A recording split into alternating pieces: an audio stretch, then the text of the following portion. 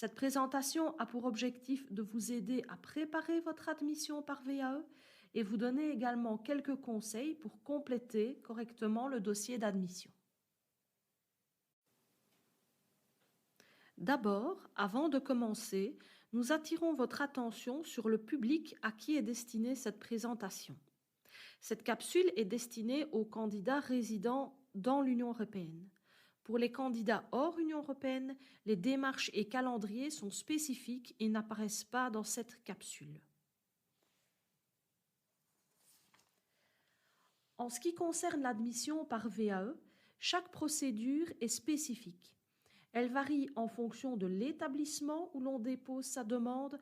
Ainsi, déposer une demande à l'Université catholique de Louvain, ce n'est pas la même procédure que si vous la déposiez dans une autre université. Elle varie également en fonction du programme concerné. La procédure n'est pas la même, par exemple, entre le master en santé publique et celui en sciences de l'éducation. Et enfin, la procédure ne vaut que pour une année académique. C'est-à-dire que si vous déposez votre dossier d'admission et qu'il est accepté en 2020, vous pourrez vous inscrire en 2020, mais si vous revenez en 2025, il faudra recommencer la procédure dès le début. Une condition incontournable pour être admis en VAE. Il faut pouvoir démontrer au minimum 5 années d'expérience en lien avec le master visé, dont éventuellement 2 années maximum d'études supérieures réussies. Comment calculer ces 5 années d'expérience que l'on peut valoriser? Voici quelques exemples qui vous aideront. Prenons le cas de Julien, 23 ans. Julien a réussi 2 années d'études supérieures pour devenir instituteur. Il est éducateur spécialisé dans une école secondaire depuis 4 ans.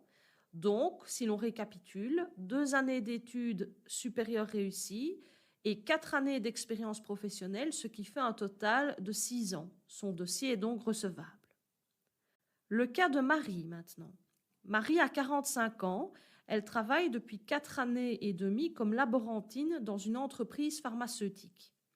Elle a suivi une formation en interne en management pendant son activité professionnelle et a également par la suite suivi un certificat en statistique appliquée. Si l'on récapitule, elle a 4 années et demie d'expérience professionnelle en ce compris une formation en interne, plus une année d'études réussies, son certificat, ce qui fait 5 années et demie à valoriser. Son dossier est donc recevable. Autre exemple, celui de Philippe, 35 ans. Philippe a réussi 3 années d'études supérieures pour devenir infirmier. Il exerce également depuis 2 ans en tant qu'infirmier dans un hôpital. Si l'on récapitule, il a 2 années d'études supérieures réussies, c'est le maximum que l'on peut valoriser, plus 2 années d'expérience professionnelle, cela fait un total de 4 années valorisables. C'est malheureusement insuffisant pour justifier donc le seuil des 5 ans. Son dossier n'est donc pas recevable. Que doit contenir votre dossier? Eh bien, il comporte plusieurs facettes, plusieurs rôles. Votre dossier devra contenir vos coordonnées administratives, votre parcours d'études ou de formation, vos expériences professionnelles et personnelles, et également votre projet de reprise d'études. Notre conseil, pour assurer la recevabilité de votre dossier VAE, assurez-vous de fournir des attestations qui explicitent votre expérience pour couvrir une durée de 5 ans et en lien avec le master pour lequel vous candidatez par VAE. Si nous examinons chaque partie du dossier d'admission, on trouve en premier les coordonnées administratives. Vous devez donner votre nom, prénom, date de naissance, nationalité, etc. Ensuite, vous devrez expliciter votre parcours d'études et de formation. Décrivez ce parcours avec précision, explicitez vos acquis de formation et fournissez les documents officiels adéquats. Ça doit être des copies de diplômes, des attestations de réussite, des relevés de notes, toute une série de documents similaires. Tout ce qui peut finalement prouver votre parcours d'études et de formation. Ensuite, vous devrez également expliciter vos expériences professionnelles et personnelles. Détaillez-les avec précision et fournissez les documents officiels adéquats, des attestations d'occupation, des attestations d'emploi, tout document, par exemple, d'une association prouvant votre activité de bénévolat, par exemple. Veillez à ce qu'il soit précisé dans les documents la fonction occupée, le temps de travail et la durée d'occupation. Enfin, vous devrez également expliquer votre projet personnel. Quelles sont les raisons qui vous ont poussé à reprendre des études? Quelles sont vos attentes par rapport à ce projet de reprise d'études? Enfin, comment ce projet s'inscrit dans votre parcours professionnel et personnel?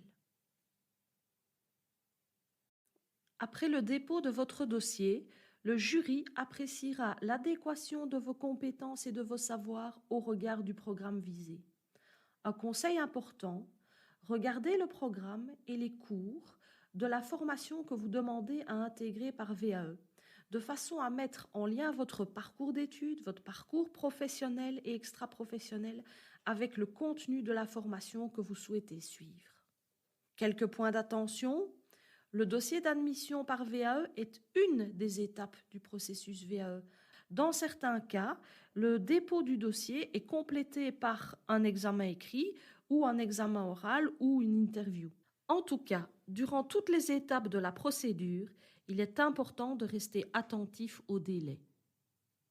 Avant de se lancer, il est important de prendre le temps de réfléchir à votre projet de reprise d'études et à sa faisabilité. Concrètement, il faut être conscient des implications familiales, privées, personnelles, professionnelles et sociales qui vont être impactées par votre reprise d'études. Il y aura des renoncements à faire et des équilibres à trouver. Pensez à objectiver le temps disponible pour vous former. Il existe des ressources disponibles pour vous aider. Un outil comme le simulateur de temps ou des dispositifs prévus pour les adultes en formation comme les congés éducation et le crédit temps.